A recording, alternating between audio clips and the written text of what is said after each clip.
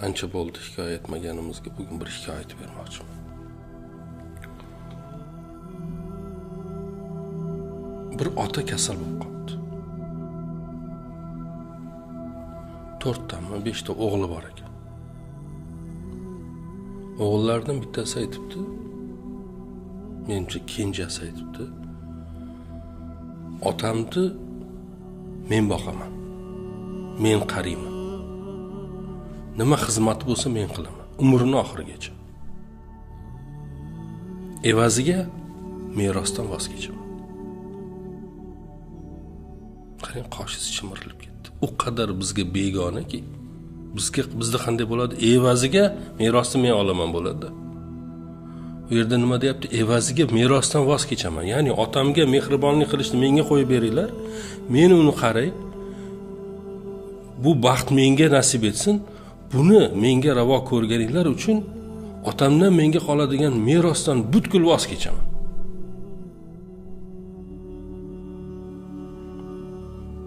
Biz nima qilyapmiz? Biz otamizdan boyagi amal taqal qilib olsak bo'ldi-da. Otamiz bilan ishimiz yo'q. Odamlarimiz u qadarki hozir bu fikr bizga unchalik to'g'ri kelmay qoladi. Miyamiz ko'tarmay qoladi. Iskanjada qolib ketadi miyamiz. Bo'lishi mumkin bunaqa narsa degan ma'noda. Otamga men qarayman, evaziga otamdan qoladigan har narsadan voz kechaman, merosdan voz kechaman, debdi. Aka-ukalar rozi bo'lishdi. Otasiga qarabdi, umrining oxirigacha xizmatini qilibdi.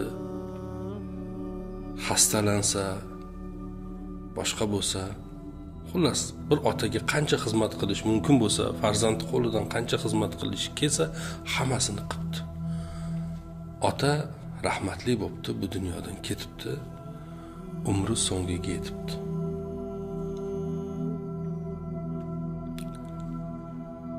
Otani xizmatini qilgan, shaxsiy hayoti uncha rivojlanmagan, otani merosidan ham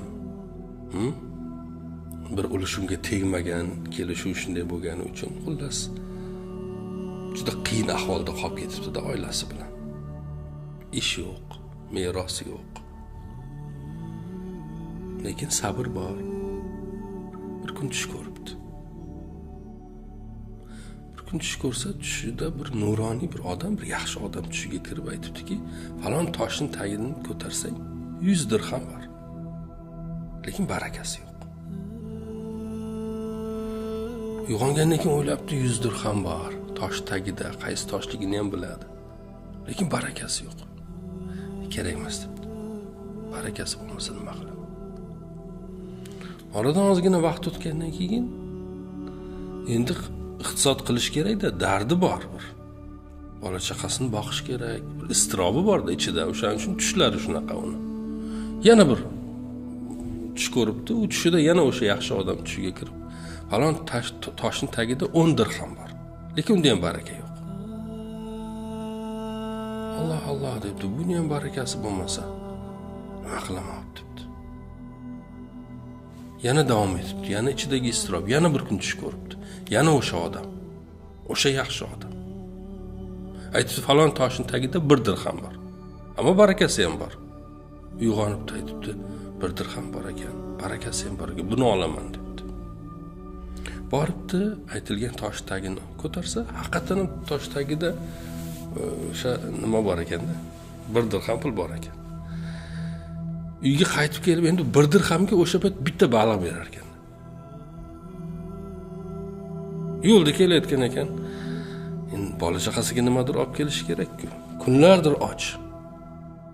Bitta baliq sotib olibdi. Uyga olib kelibdi, baliqni ochsa, ichidan marvarid dur chiqibdi. 2 ta. Endi u durda ham uncha narxini bilmaydi-ku. Bittasini ayoliga sovg'a qilibdi, mana taqib yurasan, chiroyli bo'lib, uyda maza bo'ladi.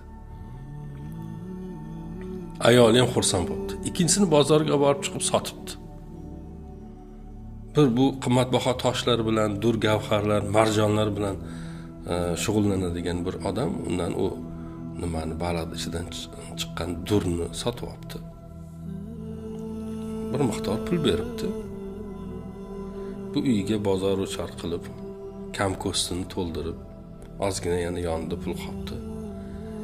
Xursand bo'lib yotsa, kechqurun dusur gupur eshiklari urilgan, qarasa podshoni lashkarlari kirib keldi uyga.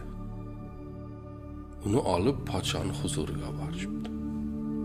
Podshoh aytibdiki, "Mana bu durni sen sotdingmi?" "Ha, men sotdim." "Qayerdan olding buni?" "Bir baliqning ichidan chiqdi. Ikkita chiqqan bo'lish kerak. Bu hech qachon bitta chiqmaydi. Ikkita bo'lish kerak. Ikkinchisi qani?" Buni bittasi bu ham qiymatli, ammo ikkitasi bir joyda juda qiymatli. Ikkinchisi qani? Ikkinchisini men ayolimga sovg'a qildim. "Sen uni menga sot, qancha desang beraman." "Qancha desang beraman" debdi. Men sizga savol, qancha derdingiz?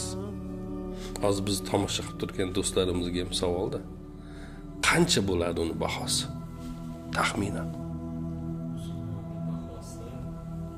Bu hikoyani aytib bergan odam o'g'lini qo'lda ko'tarib aytib bergan ekanda. Bu voqeani aytib bergan odam. Keyin o'g'ildan so'ragan ekan, kichkinagina bolachada. "O'g'lim, agar sendan podshoh so'raganda, qancha so'rarding?" desa, o'g'il aytgan ekan, "Barakali 1 dirham so'rardim."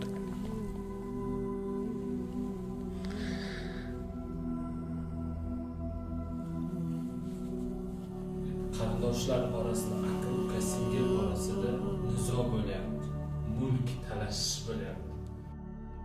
Bizni jamiyatimizdagi o'lchovlar, juda ko'p o'lchovlar noto'g'ri.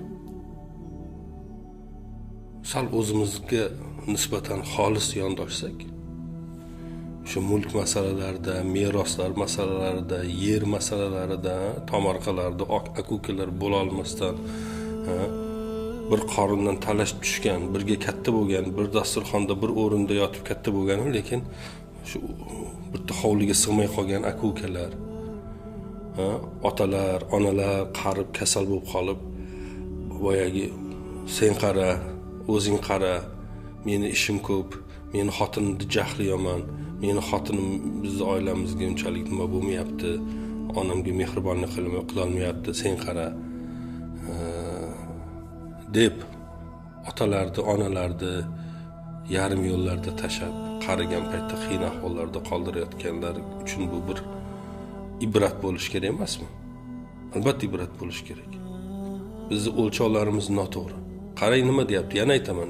1000 marta aytkim keladi. Men otamga men qarayman. Kasalligida nimasi bo'lsa, hamma xizmatini men qilaman. Evaziga merosdan voz kechaman.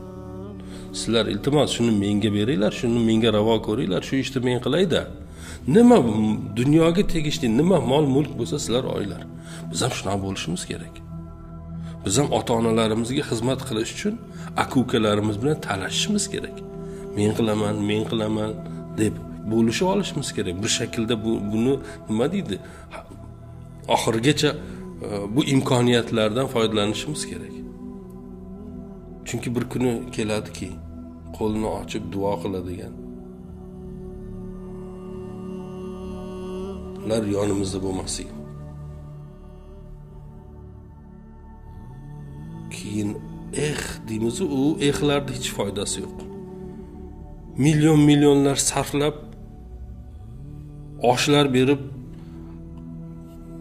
kim bilsin qanaqadir bir qimmatbaho toshlardan qabr toshlari qo'ygan deb zarracha mantiq yo'q. Bu johillikdan boshqa narsa emas. Kimni aldayapti? Bu yolg'ondan boshqa narsa emas. Odamlar kimni aldamoqchi? Yana odamlarning ko'zigami? Men otam uchun tirikligida qiladi bu xizmatini, talashidi. Men qilaman, men bunaqalar yo'q demoqchi emasman. Bunaqalar juda ham ko'p. Lekin bizga ko'rinayotgan narsalar, atrofga diqqat qilib qarasak, alhamdulillah, masalan bizda menimcha qariyalar uyida farzandlari tirik ota-onalar bo'lmasa kerak deb o'ylayman. Agar bo'lsa juda uyat. Biz ham shunaqa bo'lishimiz kerak. Biz ham yaxshi bo'lishimiz kerak. Keyin bizni ham tushimizga yaxshilar kiradi. Keyin bizni yo'limizda ham, tushimizda deganda ramziy ma'noda aytayapman, yo'limizda ham yaxshi odamlar uchraydi. Keyin bizga ham barakali 1 dirhamlar keladi. o'zidan o'zi bo'lmaydi hech narsa. Shunaqa sog' bo'lasiz. Shuni bosamanda